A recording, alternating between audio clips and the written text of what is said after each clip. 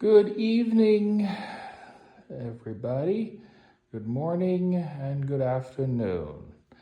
So, you probably wondering what's the latest on Omega Supreme. Well, I think I can safely say he's coming along quite nicely. As you can see, I've got the majority of his body put together. There's some details needing to be painted on. A little bit of gluing here and there to put everything in place.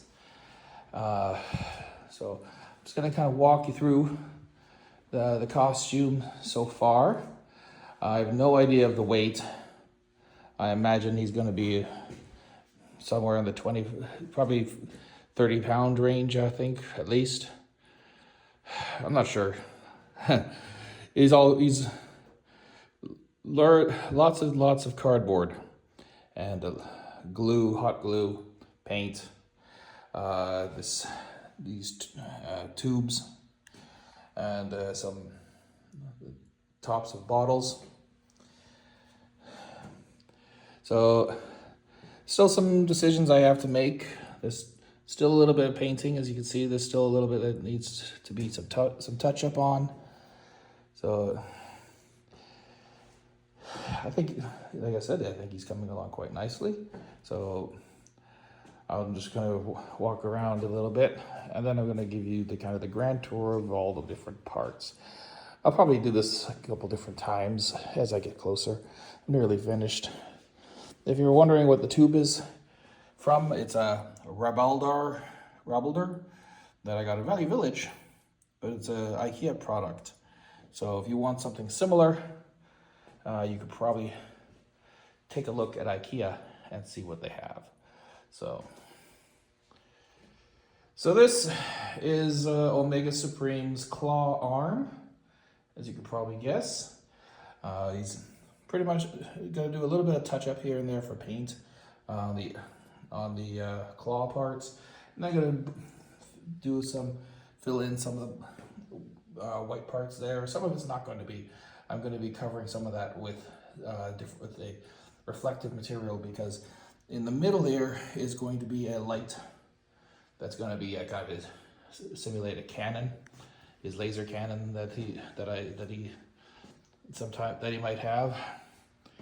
I think in the Golden Lagoon he shoots lasers out of that arm too. Anyways, so this is his arm, his forearm. You might have seen other pictures before. The forearm slides into the rest of the forearm and hand. Inside, I have a grip, so I can maintain some control. There's a little bit of actual control in there. Let's see.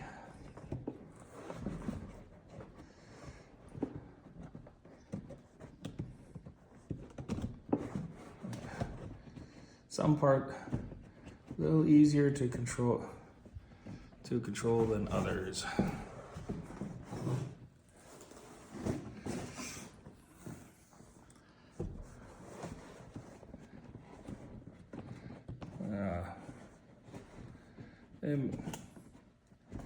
I can do a little bit of movement here and there with my fingers, but unfortunately it's not quite as effective as I was hoping it would be. But as you can see, there is some posability. I would have to probably ask somebody to open the claw for me when I go to a convention.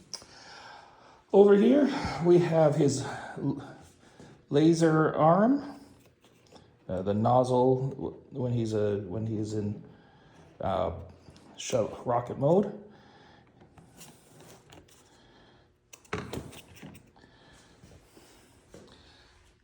And he's got his cannon.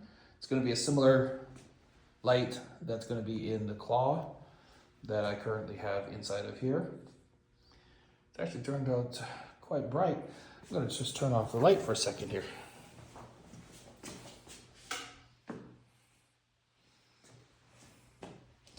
Ooh, I like that.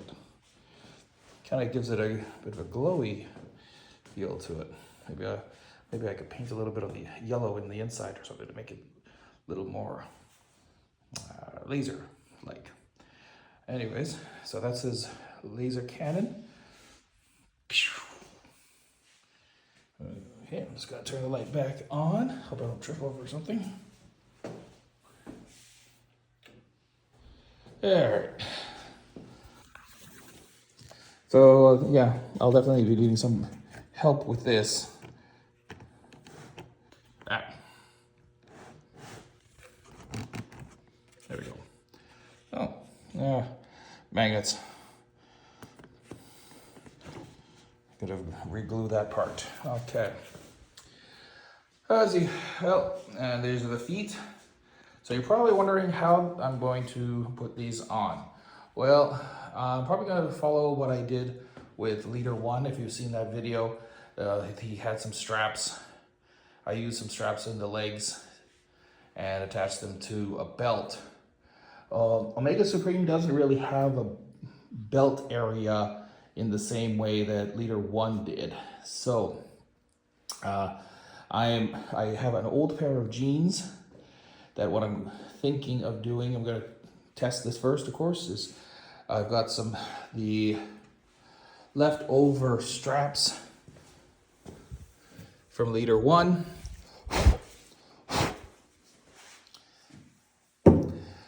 And what I'm going to do is attach those straps to those legs and attach those legs to the jeans. And we'll see how that works out.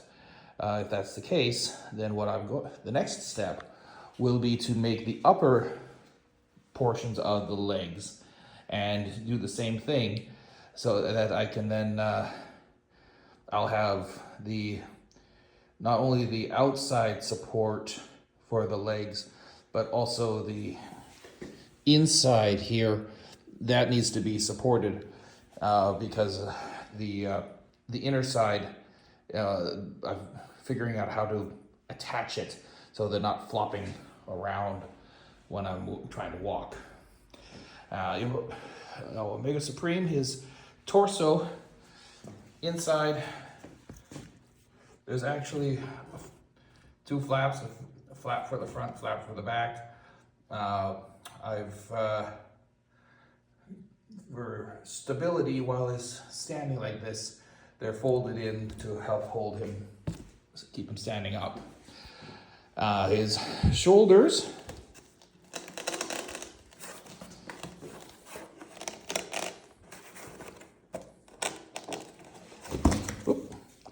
yes, the rails are not currently attached except by gravity and pressure.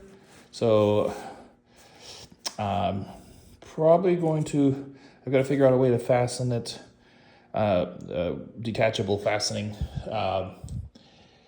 probably Velcro, just to hold them in place while I am walking around. Probably need a long strip of Velcro. The arms, I'm going to be getting I did have some Velcro, which I've now used for other parts. You can see in there, that's one of the Velcro straps. I'm going to need a longer and wider one to fully attach the arms properly.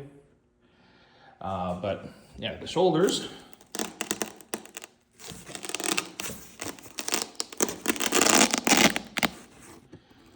I have the Velcro on them, and then I have the cardboard in the middle here to kind of help give it some strength and reduce the wear and sliding on the wood.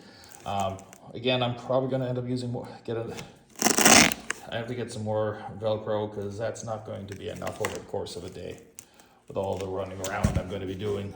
Well, as much running around as is possible in a suit this heavy. So yeah, on the back we've got Omega Supreme's jetpack which I don't think he ever was seen to use in the series.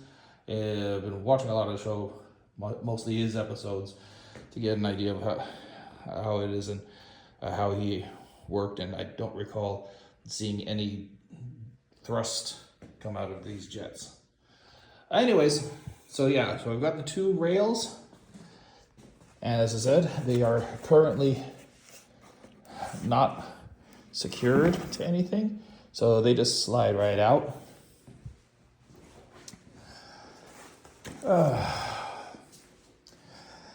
And the upper arms, these in theory will go between the shoulders here and the forearms. I've measured out the rough length of the shoulder to the forearms, but I need to basically put on the suit and have somebody measure the actual length where my forearms are going to reach. So I'm definitely going to be calling in some help. I'm going to put this over here for now, and then I'm going to take some pictures after this video. And got the helmet. The helmet is detachable.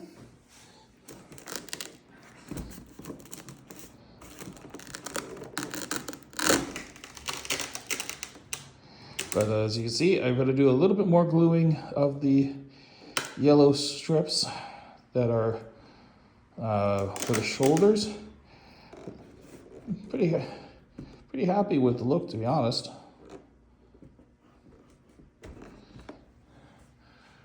Like, I know there's some more professional cosplayers out there who've probably made some really awesome Omega Supreme costumes. I've seen at least 2 others.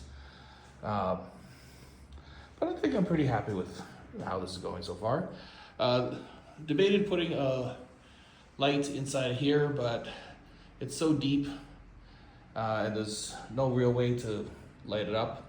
So I just figured, what the heck, I'm not gonna worry too much about that. Maybe I could put some reflective material inside to give it a little bit, but nobody's gonna be seeing it anyways.